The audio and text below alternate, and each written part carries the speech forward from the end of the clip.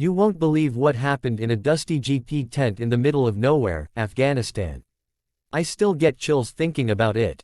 Stick around, because this story isn't just about a military rank, it's about a kind of courage you rarely see, and a lesson I think everyone needs to hear.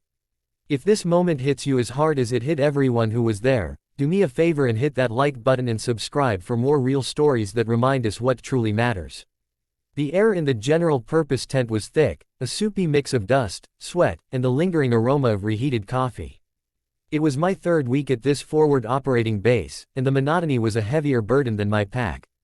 We were a mixed bag, a handful of us Marines, some Army grunts, a few contractors, all seeking a moment's respite from the relentless sun.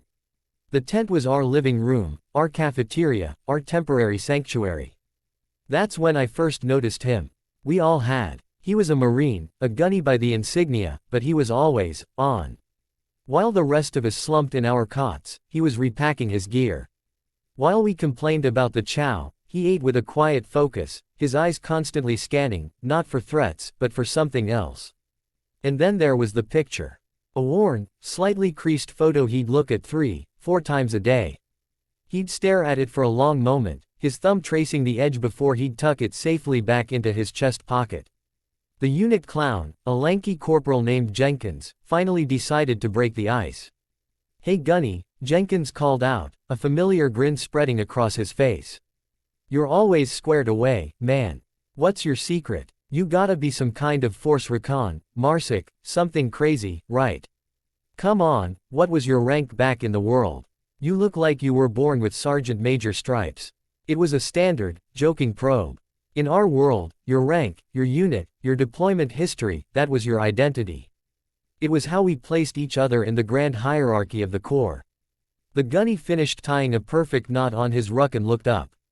His eyes weren't the tired, thousand-yard stares we were used to, they were clear, but held a depth that felt ancient. A small, sad smile touched his lips. "My rank," he said, his voice quiet but cutting through the humid air of the tent. "I held the rank of Daddy."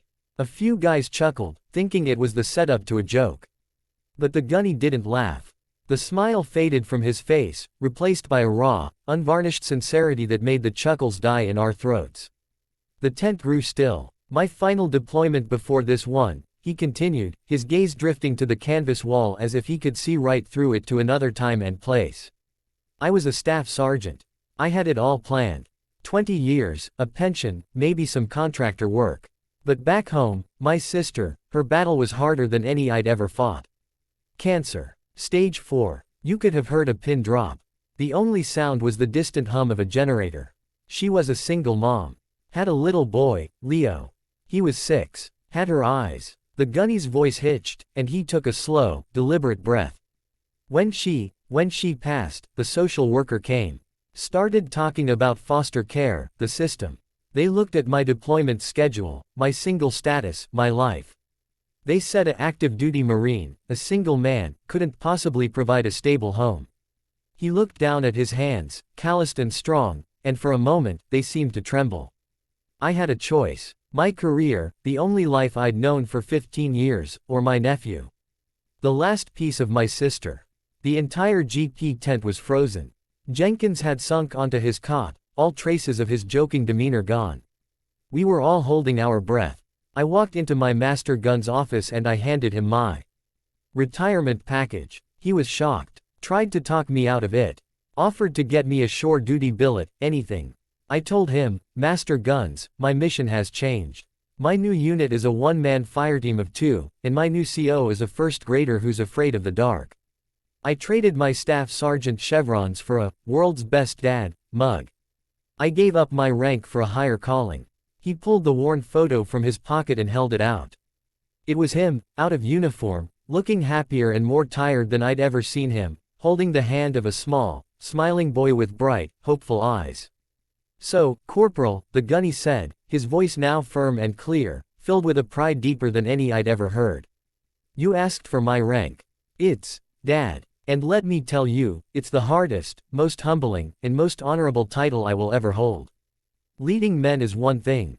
Shaping a boy, mending a broken heart, being his anchor, that's a responsibility that makes everything else look easy. For a long moment, there was only a profound, respectful silence.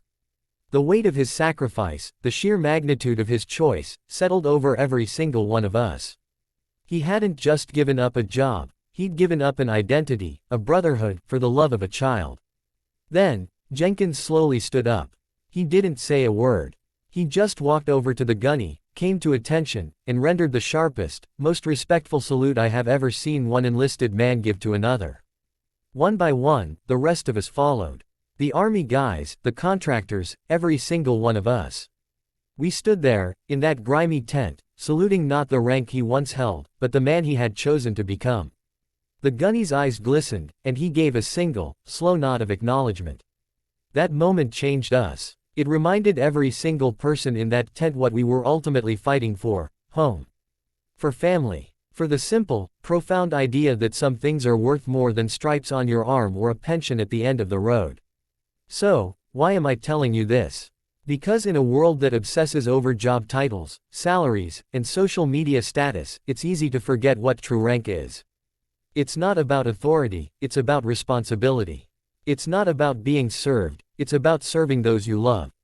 That gunny, a single dad raising his nephew, is the highest-ranking individual I've ever had the honor of meeting. If this story reminded you of what's truly important, if it resonated with you, let me know in the comments. Share this with someone who needs to hear it. And subscribe to this channel, because we're all about sharing the moments, big and small, that reveal the real heroes walking among us. Thanks for watching.